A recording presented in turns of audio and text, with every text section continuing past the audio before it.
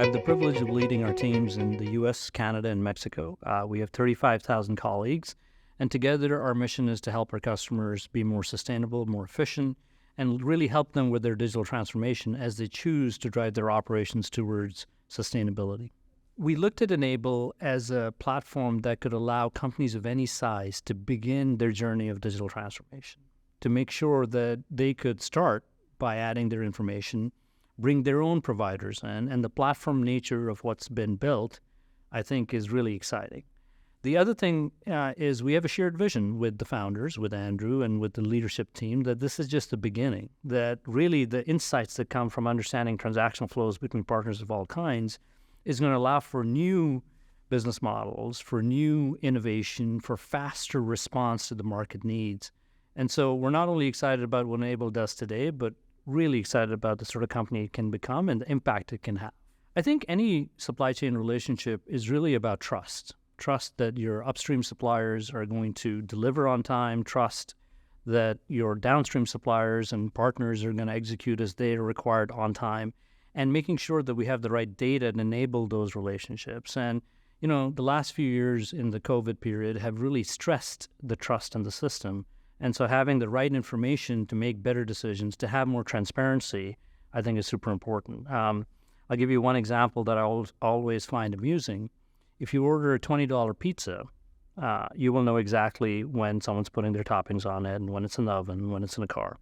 But if you order $25 million of equipment, you have no idea where it is in the stage process. And that seems a little odd. And so bridging that divide between the consumer experience and the business experience is a big part of this. I think really trying to figure out what the roles are and constraints are of everybody at every stage in the process, having real empathy for upstream and downstream requirements, and making sure that in that supply chain we're thinking about consequential outcomes. If we're late on this, what else is impacted, right? Often we find the implications in our business of electrifying a building has implications in when it can open. So, for example, if the power isn't stable, the hospital won't function. And so that has implications for when other parts of the equipment can be brought in or the building can be commissioned or opened. We support critical operations in Air Force bases and Navy bases. So really understanding the mission that everybody collectively is trying to achieve, understanding your role in it and making sure you're not the one letting the team down, I think is the best, simplest way to think about it. I think if you think about trust, we want a trusted relationship. We want to grow together. Rebates are a scorecard of trust in a relationship. Right? You capture the data. They are a function of how fast we grew in our relationship, of where we grew in the right categories, in the right products, how we grew, e-commerce versus offline. All of those things are captured some way in a rebate program, right? Because rebates are a way to drive incentive to change in a certain way. And so when you review the relationship and say, how is it going? That scorecard of trust, of success, rebates are a big part of that information. So the word itself often talks about a transaction, but actually the insight is about how healthy a relationship between two trading partners is. And I think that's a big part of making any successful relationship is to constantly looking at the health of that relationship. First of all, I think we are trying to understand where we have unnecessary complexity. You know, complexity for complexity's sake is just a waste of time and energy. So understanding where complexity has inherent notional value and where it's just a good idea that actually doesn't work in practice is the first step. And I think bringing data to that equation helps.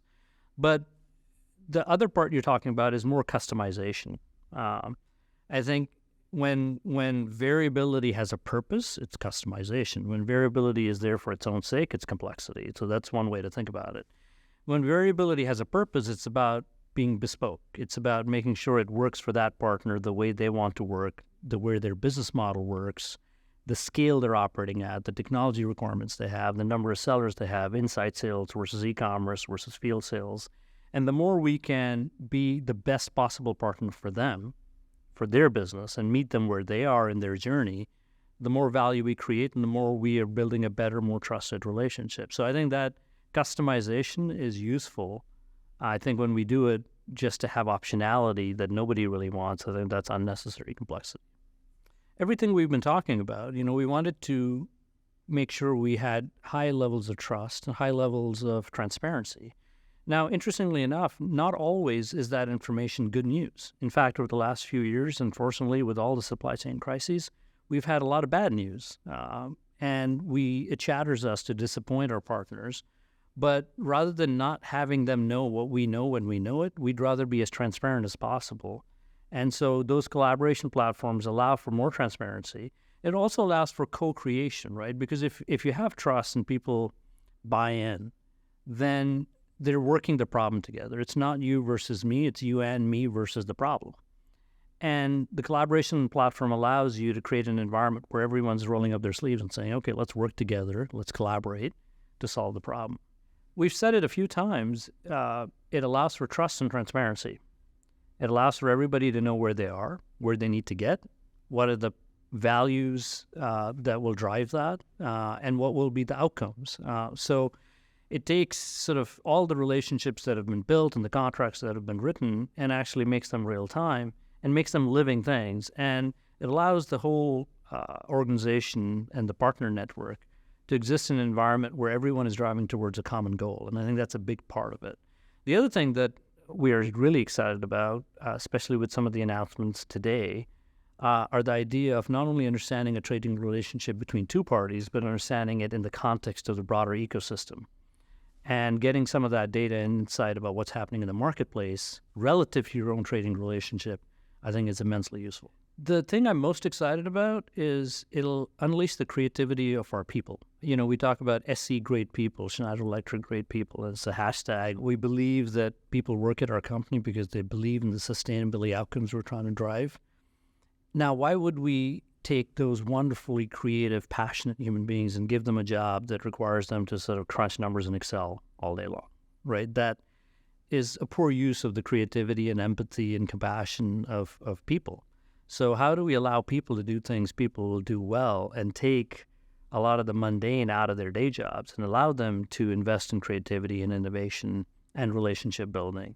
So while there will be lots of economic outcomes, rebate leakage is an issue we're looking at, customization of incentives, making sure we're driving the right relationships, customization of programs for different types of partners, I am most excited about the fact that it will allow our people to be more creative and really have meaningful, innovative work. And by taking that and automating it, I think this is the beginning of an important journey. The world will be more data-centric. The world will be more automated. That AI is going to drive insights faster, but you have to have a foundation of data feeding your system. And like has been true for the last 2 decades since the beginning of the internet, the companies that are first movers and figure it out by investing and practicing and even making mistakes will create a competitive advantage. So I think all of those things are true. Beyond that, in terms of the technology itself, I'll leave that to the experts and enable.